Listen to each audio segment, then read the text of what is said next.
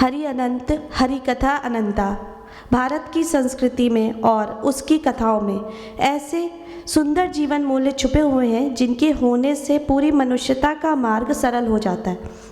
आज की कहानी मनुष्यता के ऐसे ही परम पवित्र भावना पर आधारित है जिसे प्रेम कहा जाता है, और प्रेम का भी सबसे शुद्ध रूप और सबसे महत्वपूर्ण ऊंचाई भक्ति कथा। असुर कुल में जन्मे एक ऐसे बालक की भक्ति की भावना पर, जिसकी शुद्धता पर भी हरि भगवान श्री भी मोहित हो गए।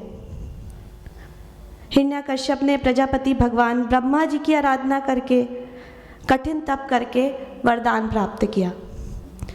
कठिन तपस्या करके ब्रह्मा जी को प्रसन्न किया। ब्रह्मा जी उपस्थित हुए। उन्होंने कहा, मांगो, जो वरदान मांगते हो मांगो। हिरण्यकश्यप ने कहा कि मुझे अमर होने का वरदान दीजिए। ब्रह्मा जी ने कहा कि सृष्टि के कुछ नियम हैं जिन्हें हम तोड़ नहीं सकते, अमर होने का वरदान मैं नहीं दे सकता, इसके अलावा तुम्हें जो मांगना है मांगो। हिरण्यकश्यप ने चतुराई दिखाते हुए कहा कि ठीक है, मुझे आप ऐसा वरदान दीजिए जिसे मुझे कोई मार ना सके, ना वो मनुष्य भी ना हो, वो जीव भी ना हो, ना मुझे दिन में मार सके ना रात में मार सके, ना घर के अंदर मार सके ना घर के बाहर मार सके, ना कोई अस्त्र से मार सके ना कोई शस्त्र से मार सके। ब्रह्मा जी मुस्कुराए, समझ तो गए वो कि ये क्या कह रहा है।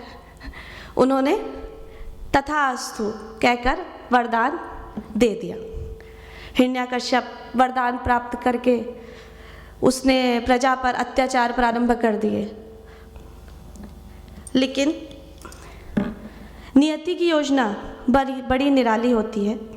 जिस हिरण्यकश्यप के आतंक से पूरी पृथ्वी उसकी पूजा करने लगी थी, उसी परिवार में जन्मे, उसी के घर में उसी के पुत्र ने उसकी पूजा की अपेक्षा भगवान विष्णु की पूजा करना स्वीकार किया, और उसने लगातार भगवान विष्णु की पूजा करना प्रारंभ कर दिया।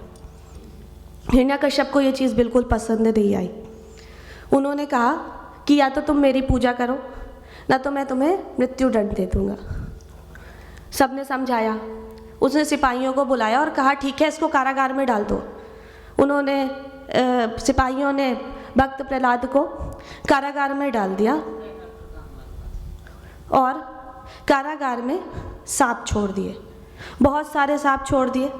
आश्चर्य की बात यह कि पृथ्वी को अपने फन पर धारण करने वाले वंशज, पृथ्वी के पालनकर्ता भगवान विष्णु के वो वंशज जो थे, उन्होंने उसको काटने के बजाय उसकी रक्षा करना स्वीकार किया और उसके चारों तरफ घेरा बना लिया और उसकी रक्षा करने लगे।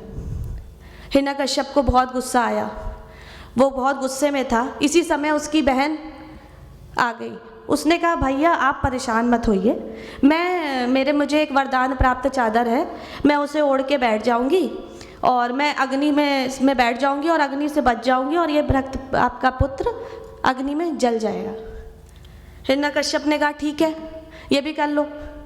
बहन बैठ गई, उसने चादर ओढ़ ली, पर भगवान विष्णु की कृपा थी, चादर फिसल के भक्त प्रहलाद पे आ गई और बहन होलिका जल गई और भक्त प्रहलाद बच गए। अब हिरण्यकश्यप को बहुत गुस्सा आया। प्रजा में भी चर्चा होने लगी कि ये हिरण्यकश्यप राजा जो हम पे आतंक कर रहे हैं, इनका पुत्र तो विष्णु भगवान की पूजा कर रहा है। उन्हें बहुत गुस्सा आया। उन्होंने कहा, ले आओ, मैं इसको स्वयं मारूंगा। वो ले आए, सिपाही सब गए और उसको पकड़ के ले आए। उसने कहा, बताइए पिताजी। वो खड़े हो गए दरवाजे पे, द्वार पे बीच में, और उन्होंने एक दीवार पे हाथ मारते हुए कहा, कहाँ हैं तुम्हारे भगवान। और जैसे उन्होंने दीवार पे हाथ मारा, वहाँ से भगवान विष्णु के रूप नरसिंह अवतार में प्रकट हो गए और उन्होंने हिरण्यकश्यप को अपनी जांग में बैठाया और अपने नाखूनों से उनका सीना चीर दिया। ब्रह्मा जी का वरदान खंडित नहीं किया गया। उनके वरदान के अनुसार ना तो उनको घर के अंदर मारा गया, ना घर के बाहर, उनको द्वार में मारा गया, न उनको सूर्यास्त के समय मारा गया जब दिन खत्म हो रहा था और रात शुरू भी नहीं हुई थी। किसी अस्त्र से नहीं मारा गया, किसी शस्त्र से नहीं मारा गया, और उनको किसी जीव ने नहीं मारा, किसी मनुष्य ने नहीं मारा और न किसी जीव ने मारा। तो इस तरह से ब्रह्मा जी का वरदान खंडित नहीं हुआ और हिरण्यकश्यप की मृत्यु हो गई, और सबसे बड़ी बात, असत्य पे सत्य की जीत हो गई। इस कथा का सारांश क्या है कि आप चाहे कितने भी गलत काम करें, अगर आपकी तपस्या आपके कार्य क्षेत्र में अच्छी है तो उसका फल जरूर मिलता है, जैसा हिरण्यकश्यप को मिला। उसने सच्ची तपस्या की, इसलिए भगवान को आना पड़ा, जानते हुए भी कि उसकी क्या मन में उसके क्या विचार है, फिर भी भगवान आए और तथास्तु कह के हंसते हुए वरदान दे के चले गए। पर उसने उस वरदान का गलत प्रयोग किया तो उसका अंत हो गया। क्योंकि अगर हमें भगवान ने कुछ दिया है तो उसका हमें सही प्रयोग करना चाहिए, समाज की उन्नति के लिए प्रयोग करना चाहिए, अपनी उन्नति के लिए प्रयोग करना चाहिए। और असत्य पे सत्य की जीत हुई। खुशी मनाने के लिए इस पर्व में इसीलिए हम रंगों का प्रयोग करते हैं, क्योंकि रंग सौभाग्य, शांति और खुशी का प्रतीक है। इसलिए हम रंग का प्रयोग करते हुए होली का त्यौहार मनाते हैं।